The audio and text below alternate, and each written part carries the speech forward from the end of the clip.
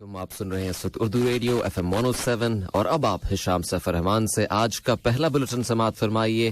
पहले हेडलाइंस। कल शाम साहिब इस्मो अमीर और उर्दन के बादशाह के दरमियान मुलाकात हुई, जिसमें दोनों मुल्कों के बिरादराना ताल्लुकात और इन मुख्तलिफ शोबों में इन ताल्लुकात को फरोग देने के ज़राए पर तबादला ख्याल किया गया। वज़ीर आज़म और वज़ीर दाखिला ने सोमालिया के वज़ीर आज़म को एक तहरीरी पैगाम इरसाल किया है, जिसका ताल्लुक दो तरफा ताल्लुकात और उन्हें फरोग देने के वसाइल से है। वज़ीर आज़म और वज़ीर दाखिला से कल दोहा शेरेटन होटल में अरब वज़रा बराए समाजी उमूर ने मुलाकात की और कल दीवान अमीरी में वज़ीर आज़म और वज़ीर दाखिला की सदारत में कतर की काबीना का हफ्तवार बाकायदा इजलास मुनक़िद हुआ। ये थी अब तक की हेडलाइंस और अब पेश खिदमत है बुलेटिन इन डिटेल। बिस्मिल्लाहिर्रहमानिर्रहीम। साहिब इस्मो अमीर शेख तमीम बिन हमद आल थानी ने कल शाम दोहा में बैनुल-अक़वामी हवाई अड्डे पर उर्दन के फरमारवा शाह अब्दुल्ला दोम और उनके हमराह आने वाले वफ्द का इस्तकबाल किया। उन्हें खुशामदीद कहने के लिए अमीरी दीवान के सरबराह शेख सऊद बिन अब्दुर्रहमान अल थानी और कतर में उर्दन के सफीर जैद मुफलिह अल लौजी भी दोहा के बैनुल-अक़वामी हवाई अड्डे पर मौजूद थे। बाद में साहिब इस्मो अमीर शेख तमीम बिन हमद आल थानी और शाह अब्दुल्ला दोम के दरमियान मुलाकात हुई, जिसमें दोनों ममालिक के बिरादराना ताल्लुकात और मुख्तलिफ शोबों में इन ताल्लुकात को फरोग देने के ज़राए पर तबादला ख्याल किया गया, खासतौर पर सियासी, इक़्तिसादी और सरमायाकारी के शोबों में। दोनों ममालिक के अवाम के मुश्तरका मफादात के हुसूल के लिए इक़दामात करने पर गौर किया गया।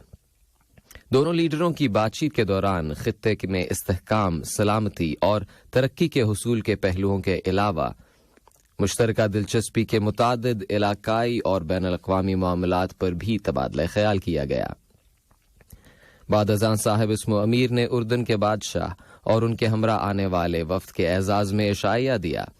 दोनों लीडरों की मुलाकात और इशाइये में नायब वज़ीर आज़म और वज़ीर ख़ारजा शेख मोहम्मद बिन अब्दुर्रहमान अल थानी, अमीरी दीवान के सरबराह शेख सऊद बिन अब्दुर्रहमान अल थानी और स्टेट सिक्योरिटी के निगरान अब्दुल्ला बिन मोहम्मद अल खुलैफी शरीक हुए, जबकि उर्दन की जानिब से नायब वज़ीर आज़म और वज़ीर बराए उमूर ख़ारजा और तारिकीन वतन ऐमन अस्सफ़दी, इंटेलिजेंस डिपार्टमेंट के director major general Ahmad Hasani, Shah Abdullah दोम के दफ्तर के डायरेक्टर डॉक्टर जाफर हसन और कतर में उर्दन के सफीर जैद मुफलिह अल लौजी ने शिरकत की।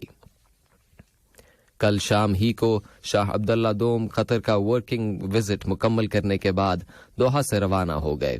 उन्हें अलविदा कहने के लिए शेख खलीफा बिन हमद आल थानी और कतर में उर्दन के सफीर जैद मुफलिह अल लौजी दोहा इंटरनेशनल एयरपोर्ट पर मौजूद थे।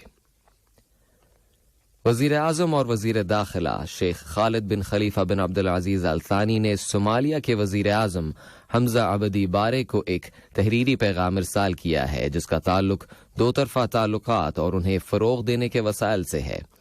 कल सोमालिया में कतर के सफीर डॉक्टर अब्दुल्ला बिन सालिम अन-नईमी ने सोमालिया के वज़ीर आज़म से मुलाकात की और उन्हें वज़ीर आज़म और वज़ीर दाखिला का मज़कूरा पैगाम पहुंचाया।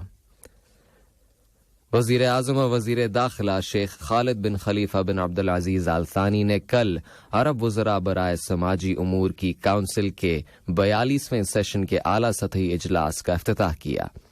इफ्तिताही इजलास से खिताब करते हुए वज़ीर बराए समाजी तरक्की और ख़ानदान मरियम बिनत अली बिन नासिर अल मिस्नद ने कहा कि सोशल वर्क हर उस माशरे का सुतून है जो अपने अवाम के लिए खुशहाली हासिल करना चाहता है और इंसान ही कतर की तवज्जो का मरकज हैं। इस इजलास की थीम है माजूर अफराद के हुकूक और कसीर जहती गुर्बत 2030 के एजेंडे पर मजीद अमल दरामद, पायदार तरक्याती मंसूबा और उससे आगे। उन्होंने कहा कि वर्ल्ड कप के दौरान हमने सीखा कि कोई भी चीज हमें हमारी उमंगों और उम्मीदों के हुसूल से रोक नहीं सकती। इस तारीखी वाक़े ने हमें समाजी कामों के बारे में दकियानूसी तसव्वुर को तब्दील करने की तहरीक दी है। इस इजलास में अरब लीग के सेक्रेटरी जनरल, अरब ममालिक के समाजी उमूर के वज़रा, समाजी इंस्टीट्यूशंस के सरबराहान और मुतादिद सरकारी अफसरान शरीक हुए। وزیر اعظم و وزیر داخلہ شیخ خالد بن خلیفہ بن عبدالعزیز آل ثانی سے کل دوحہ شیرٹن ہوٹل میں عرب وزراء برائے سماجی امور نے ملاقات کی۔ ملاقات کے آغاز میں وزیر اعظم و وزیر داخلہ نے تمام مہمانوں کو خوش آمدید کہا اور عرب وزراء برائے سماجی امور کی کونسل کے 42ویں اعلیٰ سطحی اجلاس کی کامیابی کے لیے نیک خواہشات کا اظہار کیا۔ بات چیت کے دوران موجودہ سیشن کے ایجنڈے میں شامل موضوعات پر غور کیا گیا اور اس حوالے سے عرب ممالک کے باہمی تعاون کو فروغ دینے کے وسائل پر تبادلہ خیال کیا گیا۔ عرب لیگ کے سیکرٹری جنرل بھی اس ملاقات میں موجود تھے۔ الجزائر کی قومی یکجہتی، خاندان اور خواتین کے مسائل کی وزیر کوثر کریکو نے کہا کہ قطر نے سماجی ترقی کے شعبے میں ایک لیڈنگ کنٹری بننے کے لیے جو پروگریس کی ہے وہ قابل تعریف ہے۔ عرب وزراء برائے سماجی امور کی کونسل کے 42ویں سیشن کے اعلیٰ سطحی اجلاس میں شرکت کے موقع پر قطر کی خبر رساں ایجنسی Q&A کو دیے گئے ایک خصوصی انٹرویو میں انہوں نے کہا کہ باہمی دوروں اور دو طرفہ ملاقاتوں کے دوران میں نے ریاست قطر کے سماجی ترقی کے میدان میں شاندار تجربے سے بہت کچھ سیکھا ہے۔ انہوں نے زور دیتے ہوئے کہا کہ الجزائر خواتین کو معاشی طور پر بااختیار بنانے اور معذور افراد کے حقوق کے فروغ کے حوالے سے تجربات کے تبادلے کے ذرائع سماجی ترقی کے شعبے میں دو طرفہ تعلقات اور تعاون کو مستحکم کرنے کی غرض سے قطر کے ساتھ کام کرنے کا خواہش مند ہے۔ کل دیوان امیری میں وزیر اعظم و وزیر داخلہ شیخ خالد بن خلیفہ بن عبدالعزیز آل ثانی کی صدارت میں قطر کی کابینہ کا ہفتہ وار باقاعدہ اجلاس منعقد ہوا۔ اجلاس کے بعد وزیر مملکت برائے امور کابینہ نے ایک بیان میں بتایا کہ اجلاس کے آغاز میں کابینہ نے اسٹاک ہوم میں ترکی کے سفارت خانے کی عمارت کے سامنے ایک انتہا پسند شخص کو قرآن پاک کا نسخہ نذر آتش اور ہالینڈ کی حکومت کی جانب سے ہیگ میں ایک شخص کو قرآن پاک کا نسخہ پھاڑنے کی اجازت دیے جانے کی شدید الفاظ میں مذمت کرتا ہے۔ کابینہ نے کہا کہ اس طرح کے گھنونے اور شرمناک جرائم جنہیں آزادی اظہار رائے کے نام پر انجام دینے کی اجازت دی جاتی ہے اصل میں تمام اخلاقیات اور تہذیبی قدروں کے منافی ہیں، جن کی وجہ سے دنیا بھر کے عربوں اور مسلمانوں کے جذبات مجروح ہوتے ہیں۔ کابینہ نے خبردار کیا کہ اس قسم کے نازیبا اور اشتعال انگیز جرائم کی اجازت دوبارہ دیے جانے سے اقوام عالم کے درمیان رواداری کو عام کرنے کی کوششوں کو دھچکا پہنچتا ہے۔ کابینہ نے عالمی برادری پر زور دیا کہ وہ اس طرح کے اقدامات اور قانون سازی کرے کہ جس کے ذریعے تمام مذاہب کے احترام کو یقینی بنایا جا سکے اور ان کے تقدس کو پامال کرنے والوں کو مجرم قرار دیتے ہوئے ان کے خلاف قانونی کارروائی کی جا سکے۔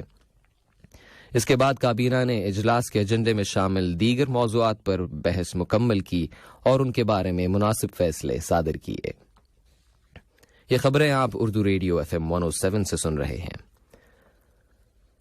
نائب وزیر اعظم و وزیر مملکت برائے دفاعی امور ڈاکٹر خالد بن محمد العطیہ نے کل اٹلی کے وزیر دفاع گوئیڈو کروسیٹو کے ساتھ ملاقات کی۔ وہ اس وقت اٹلی کے دورے پر ہیں۔ ملاقات کے دوران دونوں ملکوں کے درمیان فوجی تعاون کے پہلوؤں اور انہیں مزید مضبوط بنانے اور فروغ دینے کے ذرائع پر تبادلہ خیال کیا گیا۔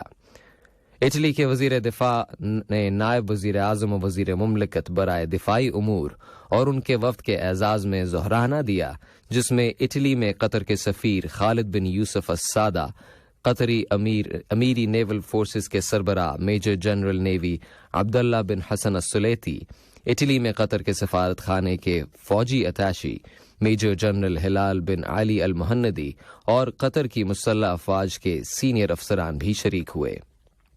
بعد میں نائب وزیر اعظم و وزیر مملکت برائے دفاعی امور ڈاکٹر خالد بن محمد العطیہ اور اٹلی کے وزیر دفاع گوئیڈو کروسیٹو نے قطر کے ٹرانسپورٹیشن اور اسٹریٹجک سپورٹ ویسل الفلک کی افتتاحی تقریب میں شرکت کی۔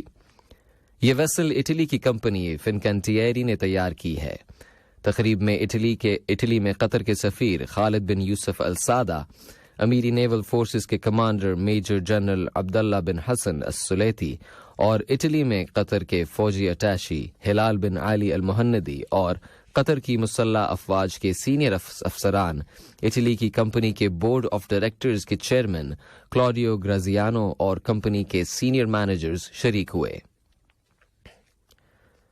وزیر تعلیم اور اعلیٰ تعلیم محترمہ بثینہ بنت علی الجبر النعیمی نے کل ایک وزارتی فیصلہ جاری کیا ہے جس کے تحت اگلے 4 تعلیمی سالوں یعنی 2023-24 سے لے کر 2026-27 تک کے لیے اسکول کیلنڈر کی منظوری دی گئی ہے۔